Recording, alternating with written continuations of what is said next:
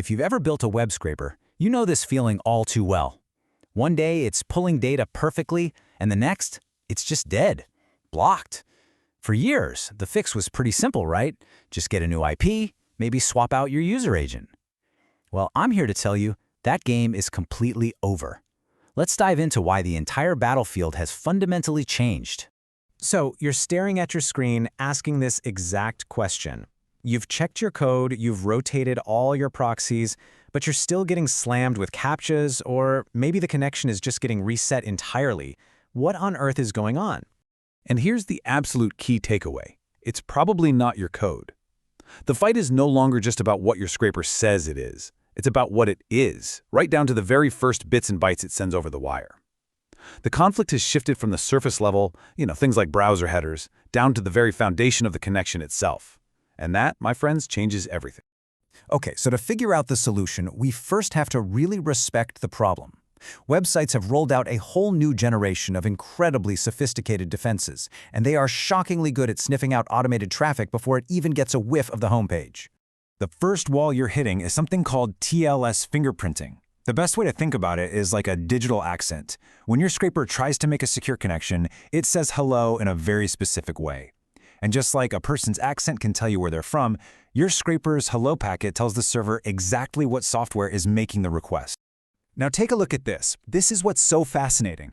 On the left, you've got a real Chrome browser. It presents this very specific, complex list of security options in a unique order using its own custom libraries. But on the right, that's your standard Python requests script. It's using your system's default security library, and it creates this generic fingerprint that just screams, "I'm a bot." It sticks out like a sore thumb. And the result is instant.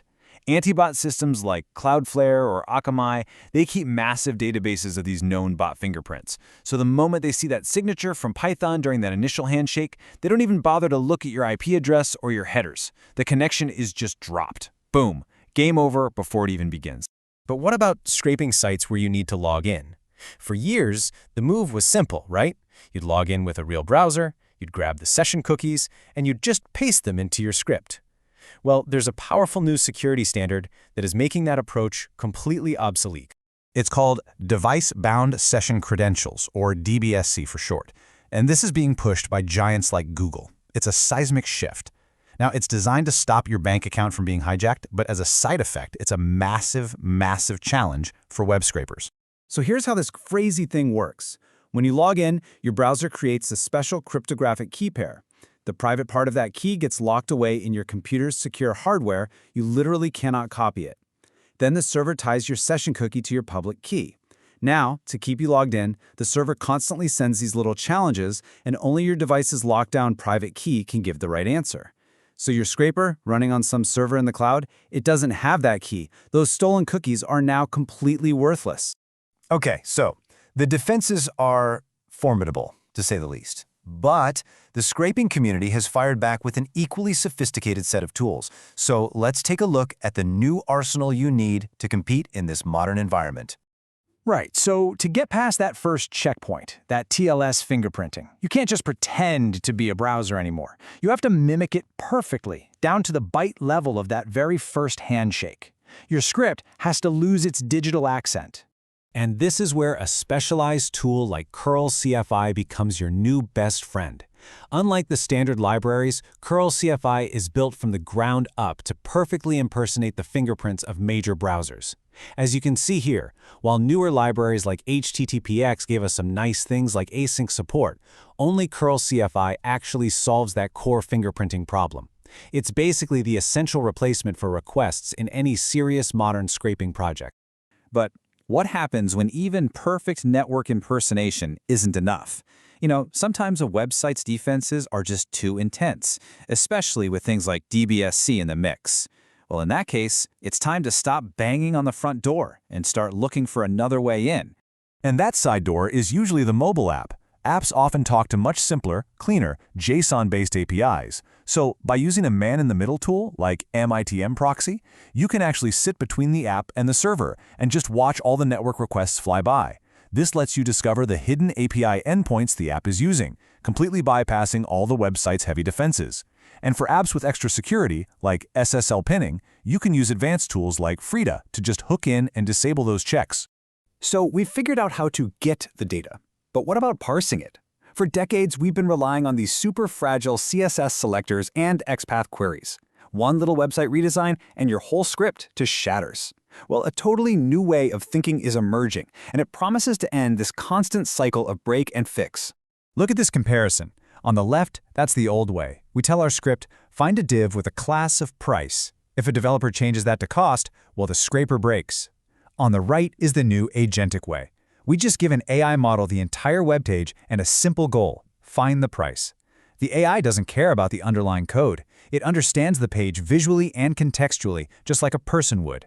It is resilient by its very design. And hey, this isn't just a theory anymore. Frameworks like CrewAI let you build entire teams of specialized AI agents. You could have a navigator agent that finds the right pages, an extractor agent that pulls the data, and a summarizer to clean it all up. They work together on their own to achieve really complex goals. This transforms scraping from just a brittle script into an intelligent problem-solving process. But getting the data is only half the battle.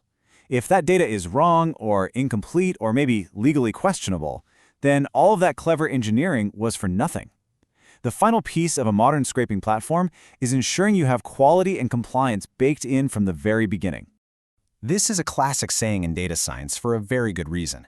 A scraper that sometimes mistakes not available for a price of 0 or messes up a URL can silently poison your entire data set. We have to stop bad data right at the source. The modern Python standard for this is Pydantic. Instead of just shoving data into a plain dictionary, you define a strict blueprint, a schema. You declare that a price must be a number. A URL must look like a valid URL.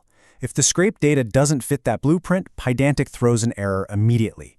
This makes sure that only clean, validated data ever reaches your database. And this is especially critical when you're working with AI agents. It's the guardrail that makes sure their output is actually structured and correct. So think about where we've been. We've gone from simple request to full-blown TLS impersonation. We've moved from stealing cookies to reverse engineering mobile apps, and from CSS selectors to actual AI reasoning. This cat-and-mouse game has escalated dramatically, which really just leaves us with one final thought. As these AI agents become truly capable of navigating and understanding the web just like we do, what's the next move for the cat? And will this game ever really have a winner?